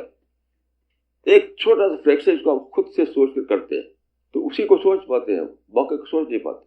تو میں سمجھتا ہوں کہ لوگوں کو چاہیے کہ سوچنے کی عادت ڈالیں. قرآن میں یہ بتایا گیا ہے کہ قرآن اتارا گیا اس لیے کہ لوگ تدبر کریں, لیدبروا آیاتہ. تو سب کچھ انسان کو ملتا ہے سوچنے سے. ساری اسپریچول ترقی, انٹلیکچوئل ترقی, روحانی ترقی سب ہوتی ہے جب آپ اپنی سوچ کو زیادہ ایکٹیویٹ کریں. This question is from Mr. Asrarul Haq from IIT Kanpur. In Quran chapter 67 verse number 2, it is mentioned, "Who has created life and death, that he may try you, which of you is best in conduct? And he is the mighty, the forgiving." Could you please clarify the meaning of who has created life and death? In what sense are these two different creations? میں question سمجھا نہیں. کیسا الفاظ یاد ہے آپ کو, عربی الفاظ یہ اس میں ہے تو ملک میں تبارک الذی بیدہ الملک وہو علی کل شیء قدیر الذی خلق الموت والحیاۃ لیبلوکم ایکم احسن عملا. اس میں یہ بتایا گیا ہے کہ اللہ تعالیٰ جو انسان کو پیدا کیا, ایک مدت کے بعد موت آتی ہے اس کی, یہ سب ابتلا کے لیے ہے, یعنی ٹیسٹ کے لیے. ٹیسٹ کا مطلب کیا ہے؟ اس دنیا میں پیدا کر کے آپ کو سلیکشن ہو رہا ہے. جنت میں آدم کو پیدا کر دیا گیا تھا بغیر کسی ٹیسٹ لیے بغیر. اب جو اللہ تعالیٰ کی جو پلاننگ ہے وہ ہے کہ ٹیسٹ کے بعد فیصلہ کیا جائے کون جنت میں ڈالے جانے قابل ہے, یعنی ڈیزرونگ کینڈیڈیٹ کون ہے, اس کو اللہ تعالیٰ یہاں فرشتوں کے ذریعے سے ریکارڈ کروا رہے ہیں. قرآن میں ہے کہ ہر آدمی کے دونوں کندھے پر فرشتے ہیں جو اس کے ریکارڈ کرتے رہتے ہیں اس کی ہر بات کا. تو دنیا میں جو ہے انسان کو پیدا کر کے ایک مدت تک رکھا گیا ہے, اس کا اسپیچ, اس کا ڈیڈ, اس کا قول, اس کا عمل, ہر چیز کا ریکارڈ تیار ہو رہا ہے. اسی کی بنیاد پر یہ فیصلہ کیا جائے کہ یہ جنت کے لیے ڈیزرونگ کینڈیڈیٹ ہے یا نہیں. اب اور کوئی اس میں کوشچن ہے, کوئی بات ہے؟ I think he is taking death and life as two different creations. تو ان کا سوال ہے کہ in what sense are these two different creations? نہیں, ڈفرینٹ کیا ہے اس میں آیت میں نہیں ہے, ڈفرینٹ نہیں ہے. مطلب زندگی پیدا کی, ایسا نہیں کہ وہ ہمیشہ اس دنیا میں رہے, موت آتی ہے. ایسا نہیں کہ وہ ایک الگ چیز ہے, وہ ایک الگ چیز ہے. یہ آیت سے تو یہ نہیں نکلتا ایسا. This question is from Maulana Zakwan Nadwi from Delhi. In chapter 23 verse 60 of Quran, it is mentioned of a true believer, "And those who give to others what which they give, while their hearts tremble at the thought that they must return to their Lord." In this verse, word wajilat has been used. What is the importance of this word wajilat in context of this ayat? عربی الفاظ کیا ہے؟ وجلہ. اس آیت میں یہ ہے کہ جو ہم مدد کرتے ہیں دوسرے کی, اس کا ذکر ہے الذین یؤتون ما آتوا وقلوبہم وجلہ, کہ جو بلیورس ہیں ان کا حال یہ ہوتا ہے کسی کو جب دیتے ہیں تو ان کا دل ہل رہا ہوتا ہے, دہل رہا ہوتا ہے, ڈر سمایا رہتا اندر دل کے اندر. اس پر غور کرنے سے سمجھ میں آتا ہے کہ ایسا کیوں ہے کہ جب آپ دیتے ہیں کسی کو تو آپ ہوتے ہیں گیور, وہ ہوتا ہے ٹیکر. آپ کو تو فخر آنا چاہیے کہ میں دینے کی پوزیشن میں ہوں, وہ لینے کی پوزیشن میں. تو پرائڈ آنا چاہیے, آپ کو عجب آنا چاہیے, ناز آنا چاہیے, کبر آنا چاہیے. لیکن قرآن میں بتایا گیا ہے کہ نہیں, اس کے برعکس ہوتا ہے کہ دل میں ڈر سمایا ہوا ہوتا ہے. اس سے میں یہ سمجھتا ہے کہ یہ خود اپنی تصویر دیکھتا ہے آدمی. جب وہ دیکھتا ہے دوسرے کو غریب, یتیم, محتاج, اس کو یاد آتا ہے کہ ایسے میں بھی آخرت میں ہو جاؤں گا. دنیا میں وہ محتاج ہے, آخرت میں خود محتاج ہو جاؤں گا. یہ چیز اس کے دل کو تڑپا دیتی ہے, اور اس کا دونوں ایک دعا بن جاتا ہے, خدایا ایک دن میں بھی تیرے سامنے محتاج کے حیثیت سے حاضر ہوں گا, تو اس وقت مجھے محروم نہ رکھ. تو یہ جو آیت میں تصویر دی گئی ہے بلیور کی, کہ وہ ہر واقعے میں اپنے لیے ایک نصیحت لیتا ہے. جیسے مشہور واقعہ ہے کہ مدینہ میں ایک مسلمان نے اپنے اس کو خادم کو لگے, وہ مارنے لگے. وہ تو رسول اللہ نے دیکھا, آپ پایا کہ تم جتنا تم کو طاقت ہے اس غلام کے اوپر, اس زیادہ طاقت تم کو خدا کا تمہارے اوپر. یہاں پہ یہ سبق دیا آپ نے کہ تم اس خادم کو, اس کمزور انسان کو دیکھ کر کے یہ یاد کرو کہ میں بھی اسی طرح کمزور ہوں گا خدا کے سامنے. تو اس کو چھوڑ دیا مارنا, اس کو کہا کہ تو آزاد ہے آج سے. تو اس آیت میں یہ سمجھ پایا ہوں کہ بلیور جو ہوتا ہے اس کا دینا کس قسم کا ہوتا ہے. اس دینے میں اپنی تصویر دیکھتا ہے, تو اس کا دینا بھی دعا بن جاتا ہے. دعا بظاہر دے رہا ہے کسی کو کچھ مال, دل میں دعا نکل رہی ہے کہ خدایا ایسے میرا حال ایک دن ہونے والا ہے کہ میں محتاج حیثیت سے تیرے سامنے پہنچوں گا, تو اس وقت تم اس کو محروم نہ رکھ کر, اس وقت تم اس کو محروم نہ کر. تو یہ بلیور کی ایک تصویر ہے, میں سمجھتا ہوں. This question is from Mr. Mustafa Umri from Delhi. مولانا, جن کے اوپر بہتان لگایا جاتا ہے اور وہ اس کو خاموشی کے ساتھ برداشت کر لیتا ہے, تو کیا اس کو اس کا اجر ملے گا یا نہیں؟ ضرور ملے گا, ضرور ملے گا. حدیث میں دیکھیے آتا ہے, بہت ہی بڑی بات ہے کہ جس نے کسی پر ظلم کیا, کسی پر بہتان لگایا, کسی قسم کی تکلیف دی, اور اس نے صبر کر لیا, دنیا میں صبر کر لیا, تو آخرت میں اس کو موقع دیا ہے کہ اس کی نیکی اس کو دے دی جائے. اگر اس کے پاس نیکی کم ہو تو اس برداشت کرنے والے کے گناہ اس پر ڈال دیا جائے, اس طرح کمپنسیٹ کیا جائے گا.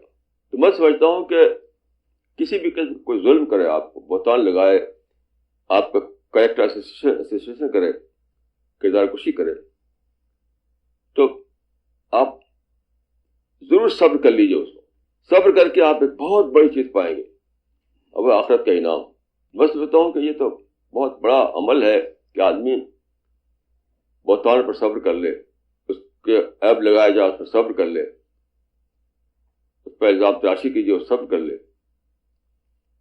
تو یہ بہت بڑا انعام ہے اور بہت خوشخبری ہے ایسے انسان کے لیے کہ آخرت میں اس کو اس کا بہت اچھا بدلہ ملنے والا ہے. This question is from Miss Razia from Delhi. Why is it so difficult for man to accept his limitations? And why does he keep nurturing the illusion that he knows it all? اس سے بھی اگر لوگ سوچتے نہیں. حضرت نے فرمایا کہ عرفت ربی بفسق العزائم, یہ بہت بڑی بات ہے. عرفت ربی بفسق العزائم, میں روزانہ ہم کو آپ کو ہر ایک کو تجربہ ہوتا ہے کہ جیسے میں نے پرتی ایک گلاس اٹھایا, سلپ کر کھا سے گر گیا, فوراً میں سوچتا ہوں کہ خدا اتنی بڑی کائنات کو چلا رہا ہے, اس میں یعنی بے شمار انگنت ستارے ہیں, پلانٹ ہیں, سسٹم ہے, اور کہیں ٹکراتا نہیں, کوئی گر نہیں پڑتا, کوئی ستارہ کہیں ادھر گر پڑے ادھر گر پڑے, کوئی پلانٹ ادھر نہیں گر پڑتا ادھر نہیں گر پڑتا. ایک چمچہ بھی میرے ہاتھ سے اگر چھوٹ گر جاتا ہے تو فوراً میں سوچتا ہوں کہ دیکھو ایوم السماوات والارض, اگر اس طرح سے اس کا اندر یہ ہو کہ کوئی چیز چھوٹ کے گر جائے, اس سے سارا نظام درم برم ہو جائے. ایسے میں بیٹھا رہتا ہوں, آنکھ بند کر لیتا ہوں, اچانک آنکھ بند کر سوچتا ہوں کہ اگر میں اندھا ہو جاؤں تو کیا ہو. تو آنکھ بند کر کے میں اپنے اس حالت کو دریافت کرتا ہوں جب آنکھ نہ ہو تو میرا کیا حال ہوگا. دیکھیے دو طریقے ہیں. ایک تو یہ کہ جو حضرت نے فرمایا, جو واقعات بیتتے رہتے ہیں, جو کام ہمارا بگڑ جاتا ہے, کوئی ارادہ ہمارا پورا نہیں ہوتا, کوئی پلاننگ ہماری گڑبڑ ہو جاتی ہے, اس وقت ہم سوچیں کہ اپنی لمیٹیشن کو جانیں کہ خدا 15 بلین سال سے اتنے بڑی یونیورس چلا رہا ہے اور اس میں کوئی ڈیفیکٹ نہیں. بالا امٹ بطور. اور دوسری یہ کہ ہم خود قصدن ایسا کریں, ہم سوچیں کہ یہ ہمارے ہاتھ ہے, کیا ہم ایسا ہاتھ باز میں 5 انگلیاں ہو, میرے ایسا خود طرح طرح کے تجربے پیش آئے ہیں. مثلا مجھے دیکھیں یہاں پر الیکٹرک برن کا قصہ ہو گیا, بجلی لگی اور سب جل گیا, بہت بڑا سا جل گیا. اور یہ جو انگوٹھا ہے کام نہیں کرتا تھا, انگوٹھا کام ہی نہیں کرتا تھا کیونکہ ٹینڈر جل گیا تھا. تو میں قلم پکڑ نہیں سکتا تھا. تو ہمارے سرجن جو تھے وہ آتے تھے, ایسے ہاتھ کرتے تھے ایسے کہ انگوٹھا جو ہے بادشاہ ہے انگلیوں کا, ایسے کہتے تھے کنگ آف فنگرس ہے انگوٹھا, ایسے کہتے تھے. اب مجھے لگتا تھا کیسا عجیب بات ہے, میرا انگوٹھا ہی نہیں. تو ہر وقت یہ تجربہ ہوتا ہے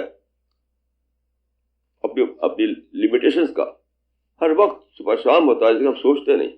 کم از کم میں تو جس زندگی کو میں گزار رہا ہوں اس میں ہر وقت ایسے تجربات ہوتے ہیں, ایسے ایکسپیرئنس, کہ آپ یہ سوچیں کہ دیکھو یہاں پہ لمیٹیشن کی وجہ سے ایسا ہوا. کہیں کوئی بھول ہو جاتی ہے, کہیں کوئی نقصان ہو جاتا ہے, کوئی بات بگڑ جاتی ہے, کہیں کوئی پلاننگ نہیں پوری ہوتی. تو اصل چیز ہے سوچنا. یہ دنیا کے نظام اس طریقے سے بنایا گیا ہے کہ ہر لمحہ ایک ریمائنڈر آتا ہے ہمارے سامنے. ریمائنڈر, کوئی بات بگڑتی ہے وہاں پر وہ ریمائنڈر آتا ہے بتانے کے لیے. یہ جو حضرت نے فرمایا کہ عرفت ربی بفسق العزائم, تو فسق عزائم ہر وقت ہوتا رہتا ہے. اسی کو اگر سوچے آدمی تو اس کو معرفت حاصل ہو جائے. This question is from Mr. Nafis Shiraz from Delhi. آپ نے بتایا کہ آدمی کی عمر لکھ دی جاتی ہے کہ اسے کتنا جینا ہے, لیکن ایک حدیث میں آیا ہے کہ نیکیوں سے عمر بڑھتی ہے. دوسری بات یہ ہے جب عمر لکھ دی جاتی ہے تو پھر کسی کے لیے عمر کو لمبا ہونے کی دعا مانگنا بھی بے معنی ہے. اس کے بارے میں بتائیں. ظاہر ہے کہ ہمارے دعا کرنے سے کسی کی عمر لمبی نہیں ہو جائے گی. اپنے دل کے جذبات کا ذکر کرتے ہیں آپ, یہ ممکن نہیں کہ ہماری دعا سے کسی کی عمر لمبی ہو جائے. وہ تو صرف اللہ تعالیٰ کے علم ہے. فرشتوں کو بھی اس کا علم نہیں کون کب تک جیے گا, اللہ تعالیٰ کے علم ہے صرف. یہ تو اس کے دعائیں کا کوئی مطلب ہی نہیں ہے. ہاں اپنے دل کے یعنی اپنے دل کے تسکین کے لیے آپ اسے دعا کر سکتے ہیں. باقی سے پہلے میں نے اس پہ پورا لیکچر دیا تھا کہ انسان عمر کا معاملہ ایسا کہ ڈی این اے بھی اس کا اندراج نہیں ہے. ڈی این اے میں جس میں ہر چیز لکھی ہوئی ہے, ڈی این اے میں ایک ایک چیز موجود ہوتی ہے. یہاں پر اگر میرا دبا ہو تو لکھا رہے گا, میرا رنگ کیسا ہو لکھا رہے گا, میری اردیاں چھوٹی ہے بڑی ہو لکھا رہے گا. ڈی این اے جو ہے یعنی بریٹینیکا جو انسائکلوپیڈیا ہے اس کی 50 جلدوں میں جتنی باتیں ہیں اس کے سب ڈی این اے میں لکھا ہوا ہوتا ہے. ایک انڈیویجول کے ڈی این اے, لیکن اس میں موت کا اندراج نہیں. صرف اللہ تعالیٰ کو پتا ہے کب کس کو موت آنے والی ہے. جہاں تک میں جانتا ہوں اینجل آف ڈیتھ جو اس کو پتہ نہیں رہتا کب کس کی جان نکالنا ہے. یہ تو خالصتاً اللہ کے علم کی بات ہے. اللہ چاہے تو کسی کو عمر بڑھا دے گھٹا دے, وہ اس کے اختیار میں ہے. باقی ہم جان نہیں سکتے اس کو, ہمارے علم میں نہیں آ سکتی یہ بات. This question is from Mr. Iqbal Ahmad عمری. ہم لوگ نان مسلم بھائیوں کے بیچ میں دعویٰ ورک کرتے ہیں. ہم آرٹ آف لیونگ والوں سے اور اوم شانتی گروپ کے لوگوں سے ملتے ہیں. ان کا کہنا یہ ہے کہ سب سے بڑی چیز جو اس دنیا میں ہم کو حاصل کرنی ہے وہ صرف شانتی ہے. ایسے لوگوں کو ہم کس طرح توحید کی دعوت دیں؟ ہاں یہ واقعی ایک سوال ہے، ہم لوگ بھی اس سوال کو فیس کرتے ہیں. اب ہم تو اس طرح کہتے ہیں کہ دیکھیے ہر مذہب میں مانا گیا ہے کہ آدمی مرنے کے بعد ختم نہیں ہوتا. کوئی مذہب ایسا نہیں ہے جو مانتا ہو کہ مرے تو ایک دم بالکل مٹ گئے، ایسا تو کوئی مذہب نہیں مانتا. ہندو مذہب نہیں، عیسائی مذہب نہیں، یہودی مذہب نہیں، اسلام میں نہیں، جین مذہب میں بھی نہیں، بدھزم میں کہیں بھی ایسا نہیں ہے کہ مرے تو مٹ گئے. تو اس وجہ سے شانتی جو ہے آج کا جو ہمارا سماج ہے اس کے بیٹرمنٹ کے لیے ہے. شانتی نہ ہو تو سماج میں سب بات بگڑی رہے گی. دوسرا فائدہ شانتی کا یہ ہے، ہم خود شانتی کو بہت امپورٹنس دیتے ہیں کہ شانتی سے اپرچونٹی ہوتی ہے. Where there is piece there is opportunity. اس لیے ہم مانتے ہیں کہ پیس ایٹ اینی کاسٹ حاصل کرنا چاہیے. تو شانتی سے ہمیں سکھ ملتا ہے سوشل لائف میں، اور شانتی سے ہمیں اپرچونیٹیز ملتی ہے کام کرنے کے لیے. باقی دوسرا سوال پھر باقی رہتا ہے کہ جب ہر مذہب یہ مانتا ہے کہ موت پر زندگی کا خاتمہ نہیں ہے تو ہمیں موت کے بعد کے لیے سوچنا ہے. تو شانتی تو یہی تک کام کرے گی، آگے تو کام نہیں کرے گی. شانتی ہمیں یہ موقع دیتی ہے کہ ہم اگلی زندگی کی تیاری کریں. جہاں تک میں جانتا ہوں کسی مذہب میں یہ نہیں مانا گیا ہے کہ مرے تو مٹ گئے، نہیں مانا گیا ہے. یہ شاعری میں لوگ کہتے ہیں ایسا کہ زندگی کیا ہے عناصر میں ظہور ترتیب، موت کیا ہے ان اجزاء کا پریشان ہونا، یہ تو شاعری ہے. تو ان کے جہاں تک ہم نے ان لوگوں سے بات کی ہے تو ہم یہی کہتے ہیں کہ آپ شانتی کو جو امپورٹنس دیتے ہیں ہم بھی امپورٹنس دیتے ہیں، بلکہ ہم تو یہ کہتے ہیں کہ اسلام میں پیس سمم بونم ہے، ہم یہاں تک کہتے ہیں. لیکن سوال یہ ہے کہ جب زندگی جو ہے موت کے بعد بھی کنٹینیو رہتی ہے تو بعد کے لیے کیا سوچنا ہے. تو شانتی آج کی سوشل لائف کو بیٹر بنانے کے لیے بہت امپورٹنٹ ہے. لیکن یہ مسئلہ پھر باقی رہتا ہے کہ اپنے اندر کون سی تیاری کی جائے کہ ہم اس تیاری کو لے کر جب مریں تو آخرت میں وہ تیاری ہمارے کام آئے. یہ ہم اسی کا تجربہ ہم کرتے ہیں. ماشاء کی بالکل لاجیکل جواب ہے. مولانا ان کا دوسرا سوال ہے کہ موجودہ زمانے میں ہم دیکھتے ہیں کہ اگر لوگوں سے صرف پازیٹیو تھنکنگ اور پیس اور گڈ آئیڈیاز کی بات کی جائے تو وہ خوب انٹرسٹ لیتے ہیں، مگر وہی لوگ اسلامی شریعت کے پریکٹیکل اسپیکٹ جیسے عبادت ایٹسیٹرا میں کوئی انٹرسٹ نہیں لیتے. ایسے لوگوں کو کس طریقے سے کنونس کیا جائے؟ ہاں دیکھیے، یعنی اسٹارٹنگ پوائنٹ تو وہی ہوگا، یعنی کامن گراؤنڈ جو ہے وہی اسٹارٹنگ پوائنٹ بنے گا. قرآن میں کلمہ سوا، کلمہ سوا کیا ہے؟ کامن گراؤنڈ جو میرے اور دوسرے کے بیچ میں یعنی اتفاق ہے. جس پر تو جس پر دونوں کا اتفاق ہے جو کامن گراؤنڈ ہے تو اسٹارٹنگ پوائنٹ تو وہی ہوگا. اب اس کے بعد اگلی بات ہے تو جو کامن گراؤنڈ ہے وہ تو جب دونوں کا یعنی دونوں اس پر مانتے ہیں دونوں اس کو، تو ظاہر ہے کہ اس میں تو کوئی اختلاف ہی نہیں ہوگا. بعد والی بات ہی میں اختلاف ہوگا. یہ طے ہے کہ بعد والا جو میسج ہے کچھ لوگ مانیں کچھ لوگ نہیں مانیں گے. یہ ناممکن ہے کہ فرسٹ پارٹ میں جس طرح سب لوگ اتفاق کر رہے ہیں وہ سیکنڈ پارٹ میں اتفاق کر لیں. سیکنڈ پارٹ کو تو کچھ ہی لوگ مانیں کچھ لوگ نہیں مانیں گے، کیونکہ وہاں معاملہ آ جاتا ہے یعنی اپنے کو بدلنے کا. فرسٹ پارٹ میں بدلنا کچھ نہیں ہے. جہاں وہ آلریڈی جی رہے ہیں وہیں پر ہم بھی ان سے بات کر رہے ہیں تو وہ کہیں گے ٹھیک ہے ہم بھی مانتے ہیں اس کو. سیکنڈ پارٹ میں تو انہیں اپنے بدلنا پڑے گا اپنے آپ کو. تو ظاہر ہے کہ وہاں پر اختلاف ہوگا، سارے لوگ نہیں مانیں کچھ لوگ مانیں گے. تو اٹ از بٹ نیچرل، یہ تو ہونا ہی ہونا ہے. پیغمبر کے زمانے میں بھی ایسے ہوا اور اب بھی ایسے ہوگا. This question is from Mr. Afsan Farooqi from Bombay. What are the guidelines given by Prophet about 3 topics? That is life, knowledge and civilization in terms of simplicity and high thinking. What is the action to be taken by a person after knowing above these three things? کیا پھر سے پڑھیے. What are the guidelines given by Prophet about three topics, that is life, knowledge and civilization, in terms of simplicity and high thinking?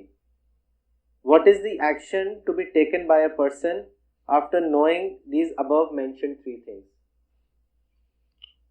دیکھیے حدیث میں life کے بارے میں یا موت کے بارے میں ہے کہ اکثر ذکر حادب اللذات الموت.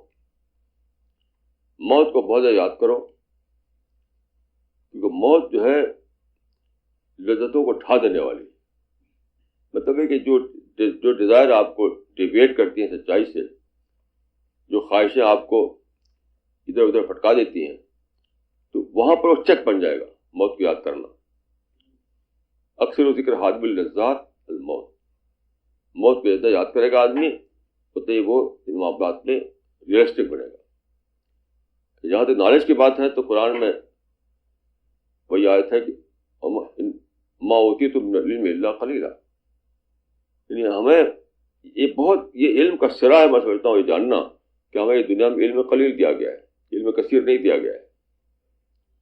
اسی سے دروازہ کھلتا ہے پیغمبر کو ماننے کا, کیونکہ ہم چاہتے ہیں ٹوٹل نالج تک پہنچنا. آدمی کا دماغ جو ہے وہ ٹوٹل نالج تک پہنچنا چاہتا ہے, لیکن ملی ہوئی پارشل نالج. تو اس آیت میں اس بات کا ثبوت ہے کہ جب تم کو عملاً پریکٹیکلی یہ ہوتا ہے کہ تم کو صرف پارشل نالج ملتی ہے, تمہارا مان چاہتا ہے ٹوٹل نالج, تو تم کو پیغمبر کا سہارا لینا پڑے گا, یعنی وحی کا. تو بقیہ کی تلافی اللہ تعالیٰ وحی کے ذریعے کی ہے. جہاں تیسری بات ہے تو تیسری بات کے بارے میں تو آپ جانتے ہیں کہ حدیث میں بہت زیادہ زور دیا گیا سادگی پر. سارے صحابہ سادہ زندگی گزارتے تھے, سارے پیغمبر سادہ زندگی گزارتے تھے. تو اب یہ پتہ چلا کہ سادہ زندگی صرف ایک روحانی بات نہیں ہے, وہی پریکٹیکلی پاسبل ہے. یہ نئی دریافت ہوئی گلوبل وارمنگ کے بعد. اس سے پہلے سادہ زندگی سمجھتے تھے کہ بھائی روحانی والے لوگ جو ہیں, درویش لوگ ہیں, وہ سادہ زندگی کی ہوتی ہے. اب ہمارے پاس سادہ زندگی ہی ہمیں ایک ہی آپشن ہمارے لیے. اگر آپ دوڑیں گے لگژری کی طرف تو کیا ہوگا, گلوبل وارمنگ ہوگی, اور کیا ہوگا پھر دنیا بھر کے مسائل پیدا ہو جائیں گے. اسی لیے رسول نے فرمایا تھا کہ اللہم لا عیش الا عیش الآخرہ. آخرت میں آپ اچھی زندگی کو سوچیں, دنیا کو سوچیں گے تو وہ چلنے والا نہیں. ڈبل نقصان, یعنی دین کے پرور دیکھا جائے تو ڈسٹریکشن, اور دوسرے لحاظ دیکھا جائے تو وہ پاسبل نہیں ہے, کیونکہ وسائل ساتھ نہیں دیں گے آپ کا. This question is from Mr. Khaja Kalimuddin from Pennsylvania. Maulana Sahab, does Islam permit lying for a reason? Does Islam permit lying for a reason? جھوٹ بولنا. LIE lying. اچھا lying for a reason. کیا اتنا ہی اور کچھ ہے؟ Does Islam permit lying for a reason? بس اتنا ہی ہے. نہیں ہے. ہاں دیکھیے, جھوٹ بولنا جو ہے, ایک تو دیکھیے یہ ہے کہ نارم کیا ہے, نارم اصول کہ جھوٹ بولنا حرام ہے اسلام میں. لیکن ہماری فقہ میں یہ بھی ایک مسئلہ ہے کہ بعض اوقات جھوٹ بولنا فرض ہو جاتا ہے. یہ فقہ کا مسئلہ ہے. کیوں؟ جب آپ آپشن دو میں کا ایک ہو, یا تو یعنی سچ بول کر کے آپ یعنی بہت بڑا کوئی نقصان ہونے والا ہو جس کو آپ افورڈ نہ کر سکیں, ایسے موقع پر جھوٹ بول دینا چاہیے. لیکن جھوٹ کی دو شکلیں ہیں. ایک اس کو کہتے ہیں توریہ, ایک ہے کہ بالکل وائٹ لائی. تو توریہ تو کھلے طور پر جائز ہے. مثال کے طور پر توریہ کی مثال بات کرتا ہوں کہ مولانا قاسم نانوتوی تھے دیوبند کے, تو انگریزوں کے اس پہ آ گئے تھے, وہ یعنی لسٹ میں ان کے وارنٹ جاری ہو گیا تھا ان کے اوپر. تو پولیس پہنچی ان کے گھر پر, کسی نے بتایا کہ یہاں رہتے ہیں وہ فلاں گھر پہ. وہاں پہنچی وہ ایک آدمی کھڑا ہوا تھا گھر کے باہر دروازے پر. تو پولیس والے نے پوچھا کہ قاسم نانوتی یہاں رہتے ہیں, یہاں ہیں؟ تو وہ کھڑے ہوئے تھے تو 2 قدم پیچھے ہٹ گئے, وہ کہ ابھی تو یہاں تھے, یا توریہ جہاں کھڑے ہوئے تھے اس سے پیچھے تھوڑا سا ہٹ گئے, تو ابھی تو یہیں تھے. تو توریہ تو بالکل جائز ہے, تو کوئی شک نہیں. لیکن بعض اوقات ایسا بھی ہوتا ہے کہ وہ جھوٹ نہیں ہوتا, وہ خلاف واقعہ بولنا ہوتا ہے, تو کسی بڑی مصلحت کے لیے. حدیث سے ثابت ہے کہ رسول اللہ صلی اللہ علیہ وسلم نے خلاف واقعہ بولنے کی اجازت دی. اس کا ایک مثال قائم اشرف کا واقعہ ہے. ادر لوگ یقول آتا ہے حدیثوں میں. تو یہ معاملہ 3 باتیں ہو گئی. اصول کے طور پر جھوٹ بولنا بلا شبہ حرام ہے اسلام میں. اس کے بعد اپنی جان بچانے کے لیے یا کسی بڑے نقصان سے بچنے کے لیے آپ کو یہ سوچنا پڑتا ہے کہ اگر میں ٹھیک بات کہوں تو یعنی بہت بڑی مصیبت پھنس جاؤں گا. تو وہاں 2 چیزیں ہوتی ہیں, یا تو آپ توریہ کریں یا خلاف واقعہ بات بول دیں. اسی لیے سعدی نے لکھا ہے بہت صحیح کہ دروغ مصلحت آمیز بے راستی فتنہ انگیز. ایسا جھوٹ جس سے مصلحت حاصل ہوتی ہو وہ فتنہ برپا کرنے والے سے بیٹر ہے. کئی بار ایسا ہوتا ہے کہ آپ بالکل ٹھیک بتوائیں تو یعنی ایک بس مسئلہ کھڑا ہو سکتا ہے. بس ایک ڈاکو آیا فرض کی لوٹنے کے لیے کسی گھر. اب آپ اس موقع پر اگر بتائیں کہ یہ ان کا گھر ہے تو گھسے گا, لوٹے گا. آپ کہتے کہ بھائی تم بھٹک کے یہاں آ گئے, یہاں کہاں ہو, تو کہیں اور رہتے ہوں گے, یہاں تو کوئی نہیں. یہ ایسا یعنی خلاف واقعہ بولنا اس وقت فرض ہوتا ہے, کیونکہ اس سے آپ جان مال بچاتے ہیں کسی. تو 3 شکلیں ہیں ہمارا. This question is from Mr. Muhammad Sultan from Delhi. قرآن میں خدا کے بارے میں آیا ہے کہ صرف وہی ہے جو یہ جانتا ہے کہ ارحام میں کیا ہے, مگر آج کل الٹرا ساؤنڈ کے ذریعے یہ بات ڈسکارڈ ہو گئی ہے. ایسی حالت میں قرآن کی اس ورڈز کا مطلب کیا ہوگا؟ دیکھیے اصل میں غلطی یہ ہے کہ لوگ اس کو سمجھتے ہیں کہ لڑکا ہے یا لڑکی, میل ہے کہ فیمیل. یہ مطلب ہی نہیں, یہ قرآن میں ہے ہی نہیں. یہ تو قرآن میں ہے نہیں کہ وہ میل ہے کہ فیمیل ہے. اس میں جو ہے وہ یعنی اس کی شخصیت کیا ہے, فیوچر میں کیا بننے والا ہے, یہ کسی کو پتہ نہیں. مطلب وہ ہٹلر بنے گا کہ اسٹالن بنے گا, کسی کو پتہ ہے جب پیٹ میں ہے وہ. تو اس سے مراد اس کی پرسنالٹی ہے, نہ کہ اس کا جینڈر. یہ غلطی ہوئی ہے لوگ. اور تفسیر میں یہ قول موجود ہے, آپ اگر پڑھیں تو تفسیر میں کہ جینڈر مراد نہیں ہے, بلکہ وہ کیا بنے گا یہ مراد ہے اس. تو یہ تو ایک واقعہ ہے, کوئی بھی نہیں جانتا, کوئی بھی نہیں جانتا ہے.